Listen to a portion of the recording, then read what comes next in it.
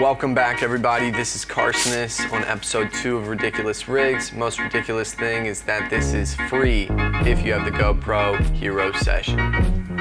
Let's go.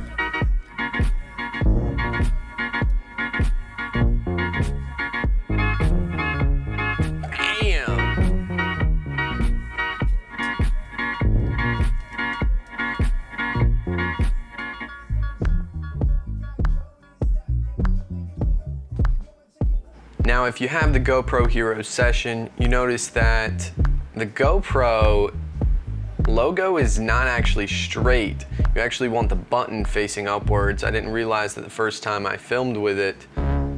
I thought the GoPro logo had to be right, but I was wrong. If you have the GoPro logo right, it is vertical video, but in this instance, that's what we're going for.